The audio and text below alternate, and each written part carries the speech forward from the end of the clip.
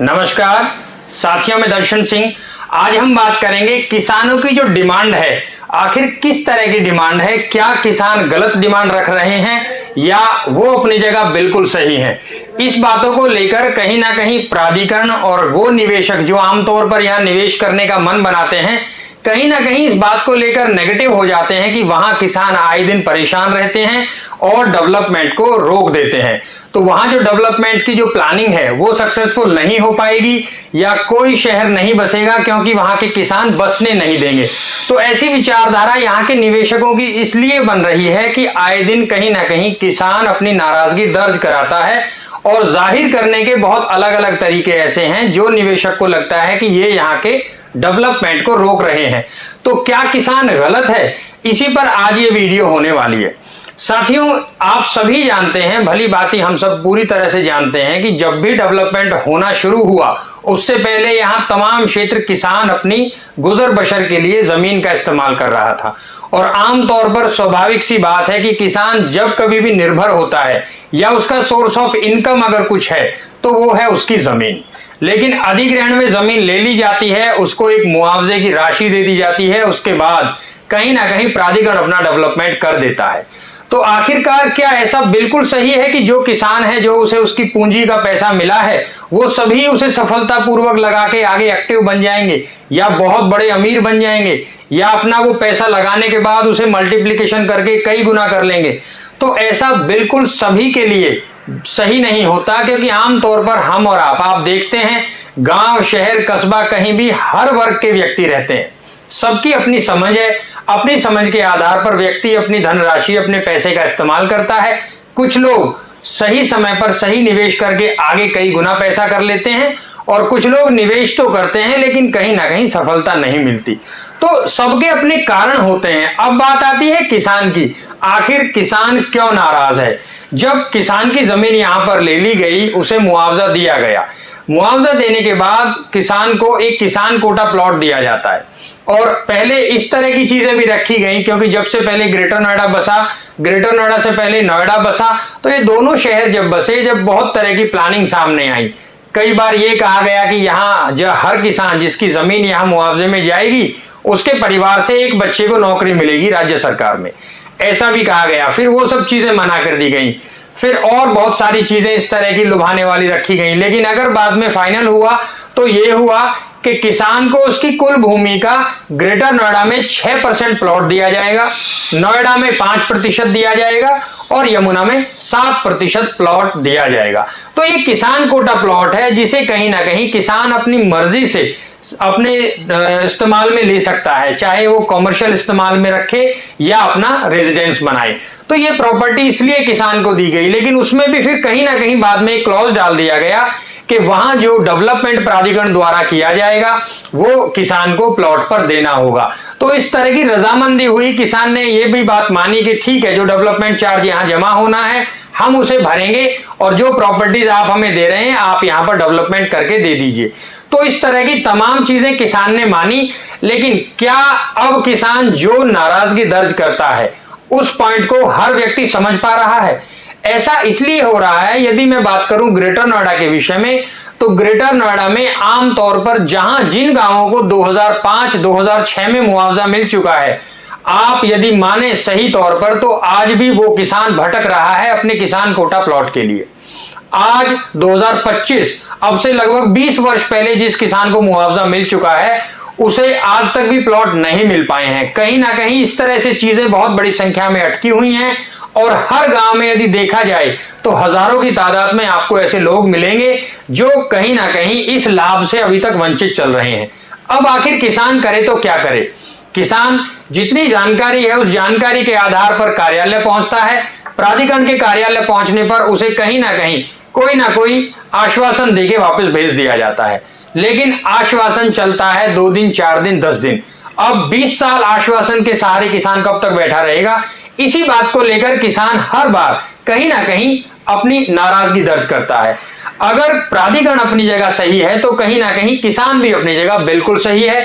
किसान अब इस बात को लेकर पूरी तरह से नाराज है कि उसका किसान कोटा प्लॉट उसे मिलना चाहिए। उसकी अपनी भौतिक जरूरतें हैं। जिसको पूरा करने के लिए कहीं ना कहीं किसान अपने उस प्लॉट में अपना आशियाना बनाए या कोई व्यवसाय करे या उसको अपने पास रखे या आगे अपनी जरूरत अनुसार उसको बेचे। तो इस तरह की बहुत सारी जरूरतें हैं जो किसान की कहीं ना कहीं रुकी हुई है। और आप भी समझते हैं जब हमारे पास कोई पूंजी हो और हमारी बहुत बड़ी जरूरत हमारे सामने खड़ी हो और हम उस पूंजी का इस्तेमाल ना कर पाए, तो आप ही समझते हैं आपके मन में किस तरह की चीजें उठती हैं। तो वही बात है किसान को लेकर। किसान की कहीं ना कहीं एक पूंजी है जो किसान कोटा प्लॉट के रूप में उसे मिली हुई है। अब यदि वो उसका इस्तेमाल करना चाहे तो बिल्कुल भी उसके हाथ कटे हुए हैं, उसे इस्तेमाल किसान नहीं कर सकता। क्योंकि बहुत बड़ी संख्या में किसान ऐसे हैं हर गांव में जिनको अभी तक भी किसान कोटा प्लॉट नहीं मिला है। अब से लगभग 20 वर्ष, 15 वर्ष, 18 वर्ष पहले उन्हें मुआवजा मिल चुका है और अभी तक भी किसान कोटा प्रॉपर्टी नहीं मिल पाई। इसी तरह से अब आप देखें आगे जो अधिग्रहण होना है, जैसे न्यू नोएडा या न्यू ग्रेटर नोएडा, ये दो शहर ऐसे हैं जो यहां बसाए जाने हैं। एक नोएडा अथॉरिटी के द्वारा बसाया जाएगा न्यू नोएडा, और एक ग्रेटर नोएडा अथॉरिटी के द्वारा बसाया जाएगा न्यू ग्रेटर नोएडा या ग्रेटर नोएडा फेज 2 कह लीजिए। तो ये दोनों शहर हैं जहां अधिग्रहण होना है। अब अगर हम बात करें तो 105 मीटर की सड़क ग्रेटर नोएडा से न्यू नोएडा और न्यू ग्रेटर नोएडा को जोड़ने के लिए बनाई जा रही थी। उसमें लगभग 11 गांवों को मुआवजा भी दिया। मुआवजा देने के बाद कहीं ना कहीं प्लानिंग को रोक दिया गया कि फंड नहीं है या अभी तक प्रशासन शासन से कोई मंजूरी नहीं मिली है, चीजों को रोक दिया गया। लेकिन जिन किसानों को मुआवजा मिला कहीं ना कहीं वो दर पुरानी थी। और आप सभी जानते हैं अब एक बोर्ड मीटिंग के इंतजार में किसान और प्रशासन, यहाँ का प्राधिकरण जो है वो इस बात का इंतजार कर रहा है कि अब नए सिरे से जो भी मुआवजा तय किया जाएगा वो उन किसानों को दिया जाए। तो इस रास्ते में जिन किसानों की जमीन गई है कहीं ना कहीं वो भी इसके भागीदार रहेंगे, उनको भी नए सिरे से मुआवजा मिलना चाहिए। इस तरह की बहुत बड़ी प्लानिंग है। लेकिन अब एक मामला बहुत ज्यादा अटक जाता है कि प्राधिकरण ने सीधे तौर पर बोला है कि आगे जो अधिग्रहण हम करेंगे, जो भी अधिग्रहण होगा किसी भी शहर में, वहां हम किसान कोटा प्लॉट नहीं देंगे।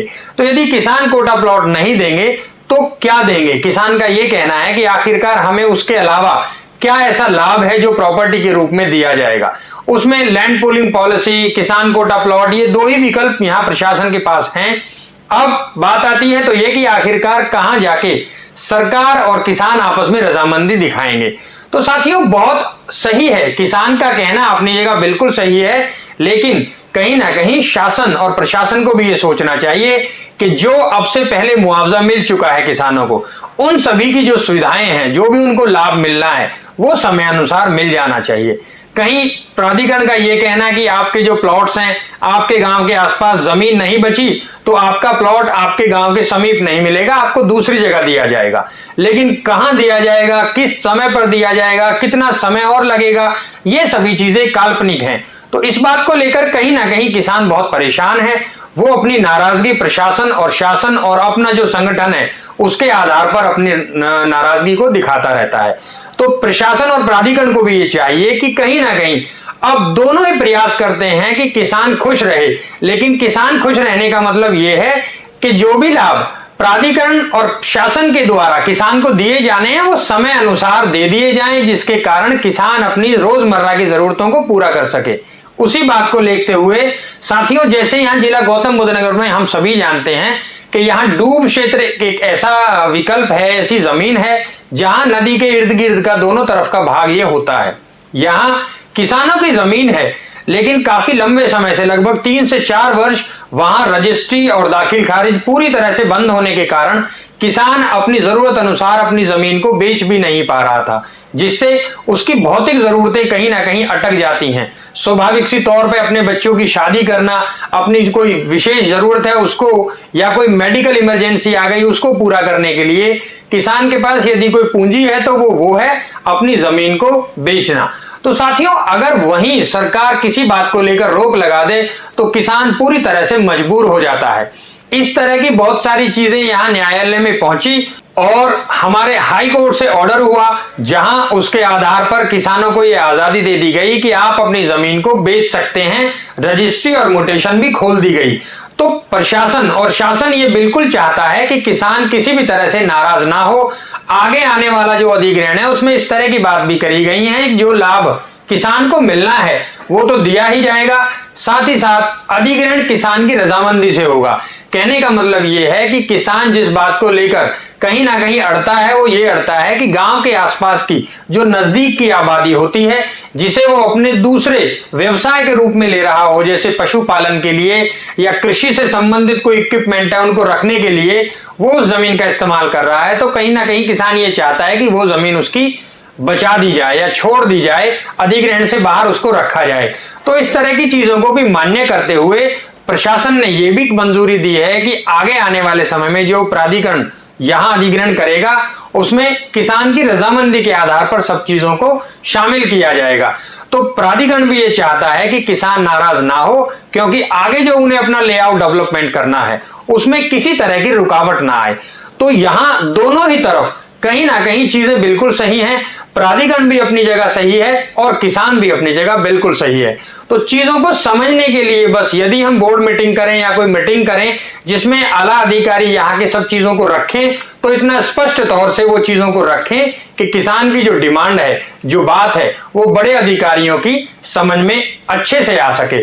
तो ऐसा करना इसलिए जरूरी है कि यहां जो लेआउट को डेवलप होना है वो पूरी तरह से बस जाएगा, अच्छे अद्भुत शहर यहां पर दिखेंगे और यहां जो प्रॉपर्टीज में एप्रिसिएशन मिलना है वो प्राधिकरण को भी और किसान को भी बहुत अच्छे रूप में मिलेगा। किसान को इसलिए अच्छे रूप में मिलेगा कि वहां जो गांव आज अधिग्रहण में शामिल करे जाएंगे, उन गांव के आसपास जो भी लेआउट वहां बसाना है, जो भी वहां पर प्लानिंग है, यदि वो प्लानिंग सफलतापूर्वक वहां बस जाएंगी तो जो गांव वहां उस प्लानिंग्स के बीच में रहेगा वो अपनी जो इनकम है, जो मंथली इनकम है, उसको व्यापार रूपी या किराए की इनकम बनाकर अच्छे से बना सकता है, मतलब अपनी मंथली इनकम को अच्छे से ग्रो कर सकता है। और प्राधिकरण को यह फायदा है, यदि शहर अद्भुत अच्छे तरीके से डेवलप होगा तो कहीं ना कहीं जो इन्वेस्टर हैं, जो इंडस्ट्रियल हैं या कॉमर्शियल इन्वेस्टमेंट करना चाहते हैं या कहीं ना कहीं इंस्टीट्यूशनल एजुकेशनल हब में अपनी प्रॉपर्टीज लेना चाहते हैं, तो ऐसे इन्वेस्टर समय अनुसार प्रशासन से जमीन ले सकते हैं और प्राधिकरण उनको समय पे पोजीशन दे पाएगा।